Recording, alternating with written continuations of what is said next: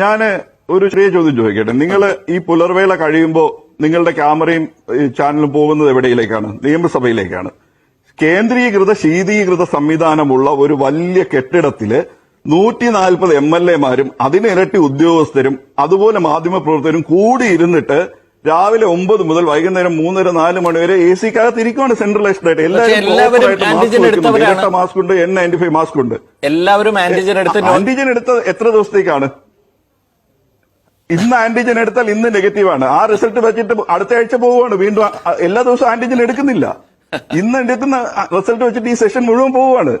അപ്പൊ അവിടെ ഒരു കുഴപ്പമില്ല. ഞാൻ പറയുന്നത്, നിങ്ങൾ പ്രോപ്പറായി മാസ്ക് ഉപയോഗിക്കുന്നു, ഇരട്ട മാസ്ക് ഉപയോഗിക്കുന്നു, സാനിറ്റൈസ് ചെയ്യുന്നു, സോഷ്യൽ ഡിസ്റ്റൻസിംഗ് പാലിക്കുന്നുണ്ടെങ്കിൽ അതേ പ്രശ്നം തന്നെ ഏതൊരു ഓഫീസിലെ ഏതൊരു കച്ചവട സ്ഥാപനത്തിൽ ഇതേപോലെ പാലിച്ചാൽ ഇതുപോലെ പ്രവർത്തിക്കാം. ശരിക്കും നിയമസഭ പ്രവർത്തിക്കുന്നത് മാതൃകയാണ്. നമ്മുടെ ഇത്രയും പീക്കിലും ഒരു രോഗവും ഒരാൾക്കും വരാതെ ആകെ ഒരു മന്ത്രിക്ക് മാത്രമാണ് കോവിഡ് വന്നതായിട്ട് റിപ്പോർട്ടുള്ളത്. അപ്പൊ അത്രയും നല്ല രീതിയിലുള്ള സുരക്ഷാ ക്രമീകരണങ്ങൾ നടത്തിയാൽ, നമ്മൾ ബോധവൽക്കരണം നടത്തിയാൽ എല്ലാ സ്ഥാപനങ്ങളും തുറന്ന് പ്രവർത്തിക്കാൻ പറ്റും. അപ്പൊ അതിനുള്ള അവസരം അവരുടെ സ്ഥാപനങ്ങൾക്ക് വേണ്ടി മാത്രമല്ല, ഒരു ക്യാമറയ്ക്ക് മുന്നിൽ അല്ലെങ്കിൽ അതൊരു എല്ലാവരും കാണുന്ന ഒരിടം കൂടിയാണ്. പക്ഷെ എല്ലായിടവും നമുക്ക് അതുപോലെ ഒരു നിരീക്ഷണത്തിൽ വെക്കാൻ കഴിയുമോ? നമ്മളൊരു അനുമതി കൊടുത്തു കഴിഞ്ഞാൽ നിങ്ങൾക്ക് CCTV ഇല്ലാത്ത വീണ CCTV ഇല്ലാത്ത ഏതെങ്കിലും കച്ചവട സ്ഥാപനങ്ങളുണ്ടോ? നിങ്ങൾ ആ CCTV റെക്കോർഡ്സ് വച്ചിരിക്കാൻ പറയൂ. നിങ്ങൾ പോലീസിന് എപ്പോ വേണമെങ്കിലും വന്ന് പരിശോധിക്കാം. CCTV പരിശോധിച്ചിട്ട് വയലേഷൻ ഉണ്ടെങ്കിൽ നടപടിയെടുക്കാം. ഏതൊക്കെ രീതിയിൽ പോസിറ്റീവായിട്ട് ഇത് കാണാം. നിങ്ങൾക്ക് ജീവിതം കൂടെ തുടർന്നുകൊണ്ട് പോകുന്ന രീതിയിൽ എന്തൊക്കെ ചെയ്യാം. അപ്പൊ ഈ നിർദ്ദേശങ്ങൾ ആരാ പറയേണ്ടത്? എനിക്ക് അത്ഭുതമാണ്. ഈ റിവ്യൂ മീറ്റിംഗിൽ പൂട്ടുന്ന കാര്യം മാത്രം ചർച്ച ചെയ്തുകൊണ്ടിരിക്കുകയാണ്. എന്നിട്ട് ഇതിന് പരിഹാരം പറയുന്നത് എന്താ? നിങ്ങൾ 500 രൂപയുടെ ഗ്രോസറി കിറ്റ് മാസം കൊടുക്കുന്നില്ല, എന്താ കുഴപ്പം? 4 പേരുള്ള 5 പേരുള്ള ഒരു കുടുംബത്തിന് ഒരു മാസം കുറച്ച് എണ്ണയും പഞ്ചസാരയും കടലയും കിട്ടി എന്ന് പറഞ്ഞിട്ട് ആകുമോ കാര്യങ്ങൾ? പക്ഷെ അങ്ങനെ അല്ല, അത് ശ്രീജൻ പറയുന്നത് അത് ശരിയാണ്. ഇപ്പൊ ഈ കിറ്റ് കൊടുക്കുന്നതുകൊണ്ട് മാത്രം എല്ലാവർക്കും എല്ലാം ആയി എന്ന് സർക്കാർ കരുതുന്നുകൊണ്ട് നമുക്ക് വിചാരിക്കാൻ കഴിയുമോ?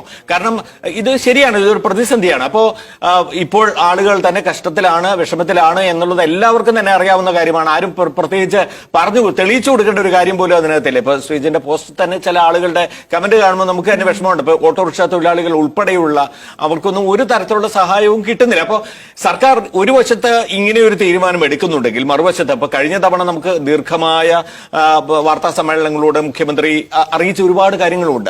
ആ കാര്യങ്ങൾ അതിന് സമാനമായ ഒരു അനുകൂല മനോഭാവം, ഈ കഷ്ടപ്പെടുന്ന വിഭാഗങ്ങൾക്കുള്ള ഒരു അനുകൂല മനോഭാവം ഇത്തവണ ഉണ്ടാകുന്നില്ല എന്നുകൂടിയുള്ള ഒരു പരാതി ശ്രീജൻ ഉന്നയിക്കുന്നുണ്ടോ?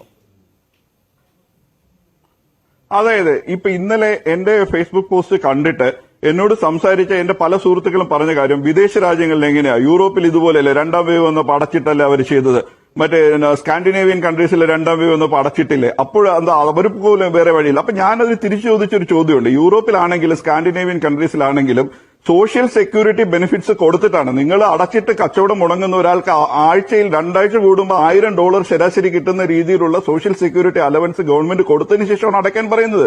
നമ്മുടെ ഗവൺമെന്റ് അടയ്ക്കണമെങ്കിൽ അങ്ങനെ അടയ്ക്കാം, എനിക്കൊരു പരാതിയില്ല, അല്ലെങ്കിൽ ആർക്കും ഒരു പരാതിയില്ല. നിങ്ങൾക്ക് പണി മുടങ്ങുന്നവർക്ക് 1000 രൂപ വരുമാനമുള്ള ഒരാൾ ഒരു ദിവസം ജോലിക്ക് പോകുന്നില്ലെങ്കിൽ നിങ്ങൾ 500 രൂപ അവർക്ക് കോമ്പൻസേഷൻ കൊടുത്തിട്ട് അടച്ചിടൂ. അപ്പൊ അതിന് കഴിയാത്തവരെ അടക്കണമെന്ന് പറയരുത്, ഇങ്ങനെ അനിയന്ത്രിതമായിട്ട് അടക്കണമെന്ന് ഒരിക്കലും പറയരുത്.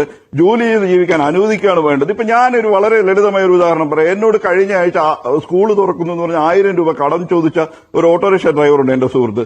നല്ല യുവത്വമാണ്, പ്രൈം യൂത്തിലാണ്, ജോലി ചെയ്ത് ജീവിക്കാൻ ഒരു മടിയുമില്ല. എനിക്ക് തോന്നുന്നു അദ്ദേഹം 1000 രൂപ എന്നോട് ചോദിച്ചപ്പോൾ അദ്ദേഹത്തിന്റെ മുഖഭാവവും ഒക്കെ കണ്ടിട്ട് എനിക്ക് സങ്കടം വന്നു. കാരണം ഒരാളുടെ മുമ്പിൽ കൈനീട്ടേണ്ടി വരുന്നു എന്നുള്ള ഒരു ആത്മാഭിമാന ക്ഷതമുണ്ടല്ലോ. ഒരാവശ്യമില്ല, ജോലി ചെയ്യാൻ പറ്റും, ജോലി ചെയ്യാൻ സന്നദ്ധനാണ്, പക്ഷെ ജോലി ചെയ്യാൻ അനുവദിക്കില്ല.